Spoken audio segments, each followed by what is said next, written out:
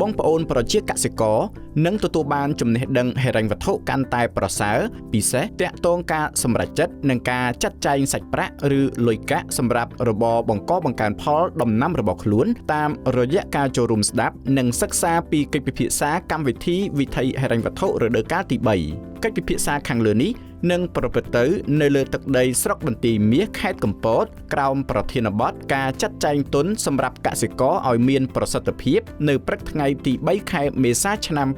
2026ខាងមុខនេះកិច្ចពិភាក្សានេះត្រូវបានរំពឹងទុកថានឹងក្លាយជាវេទិកាជួបជុំមួយក្រោមស្លាកកម្មវិធីវិថីហិរញ្ញវត្ថុរដូវកាលទី3ដែលអនុញ្ញាតឲ្យស្ថាប័នហិរញ្ញវត្ថុឯកជនជាតិអន្តរជាតិសមាគមអង្គការសង្គមស៊ីវិលនិងសាធារណជនអាចចូលរួមដើម្បីផ្លាស់ប្តូរចំណេះដឹងពិភាក្សាអំពីបញ្ហាប្រឈមនិងស្វែងរកដំណោះស្រាយគោលបំណងរបស់កម្មវិធីវិថីហិរញ្ញវត្ថុរដូវកាលទី3មិនមែនត្រឹមតែបង្កើនការយល់ដឹងនោះទេប៉ុន្តែគឺដើម្បីជំរុញសកម្មភាពជាក់ស្ដែងអាចជួយពង្រឹងសមត្ថភាពផ្នែកហិរញ្ញវត្ថុទៅដល់គ្រប់ស្រទាប់នៃសង្គម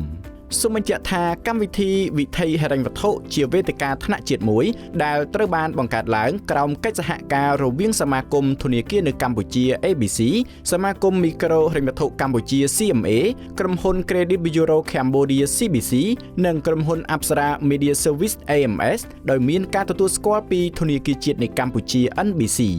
តាមរយៈវេទិកានេះកម្ពុជាកំពុងកសាងកិច្ចសហការកាន់តែរឹងមាំដើម្បីធានាថាអក្សរកម្មហិរញ្ញវត្ថុនឹងក្លាយជាការទទួលខុសត្រូវរួមដែលជាកត្តាជំរុញដ៏សំខាន់សម្រាប់កំណើននៃចំណេះដឹងផ្នែកហិរញ្ញវត្ថុសម្រាប់វេទិកានៃកិច្ចពិភាក្សាចំណេះដឹងហិរញ្ញវត្ថុក្រោមប្រធានបទការចាត់ចែងទុនសម្រាប់កសិករឲ្យមានប្រសិទ្ធភាពនេះត្រូវបានរៀបចំឡើងក្នុងគោលបំណងប្រមូលផ្ដុំតួអង្គគ្រប់ភាគីសំខាន់ៗទាំងអស់ដើម្បីពង្រឹងចំណេះដឹងផ្នែកហិរញ្ញវត្ថុនិងជំរុញសកម្មភាពអប់រំផ្នែកហិរញ្ញវត្ថុឲ្យបានទូលំទូលាយបន្ថែមទៀតទៅកាន់ប្រជាកសិករវេទិកានេះក៏ចង់លើកទឹកចិត្តដល់ប្រជាកសិករឲ្យស្វែងយល់កាន់តែច្បាស់អំពីរបៀបនៃការគ្រប់គ្រងបែងចែកទុនធ្វើយ៉ាងណាទទួលបានប្រសិទ្ធភាពខ្ពស់ជៀសវាងពីកម្ចីក្រៅផ្លូវការនិងអាចសម្រេចចិត្តគួរប្រើប្រាស់កម្ចីប្រភេទណាដែលស័ក្តិសមដោយមានការចែករំលែកពីកសិករគំរូនិងអ្នកជំនាញផ្នែកហិរញ្ញវត្ថុដែលអញ្ជើញមកពីស្ថាប័នផ្សេង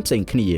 សូមជម្រាបថាចំណេះដឹងផ្នែកហិរញ្ញវត្ថុពិតជាមានសារៈសំខាន់ណាស់ក្នុងការផ្ដល់លទ្ធភាពឲ្យប្រជាកសិករអាចធ្វើការសម្រេចចិត្តប្រកបដោយភាពត្រឹមត្រូវទៅលើការចាត់ចែងទុនការចេះប្រើកម្ចីប្រកបដោយឆ្លាតវៃការគ្រប់គ្រងបំណុលការរៀបចំផែនការហិរញ្ញវត្ថុនិងការសន្សំជាពិសេសជួយឲ្យប្រជាកសិករជៀសវាងពីបំណុលលើសលប់អាចកសាងសុខសុវត្ថិភាពផ្នែកហិរញ្ញវត្ថុនិងរួមចំណែកដល់ស្ថិរភាពសេដ្ឋកិច្ចបន្ថែមពីលើនេះបើគ្មានចំណេះដឹងផ្នែកហិរញ្ញវត្ថុនោះទេគ្រួសារជាច្រើននឹងនៅតែងាយរងគ្រោះដោយសារវិបត្តិហិរញ្ញវត្ថុហើយមិនអាចទទួលបានផលប្រយោជន៍ពេញលេញពីការផ្ដល់ឱកាសដោយប្រព័ន្ធហិរញ្ញវត្ថុផ្លូវការនោះឡើយសូមចូលរួមទាំងអស់គ្នានៅព្រឹកថ្ងៃទី3ខែមេសាឆ្នាំ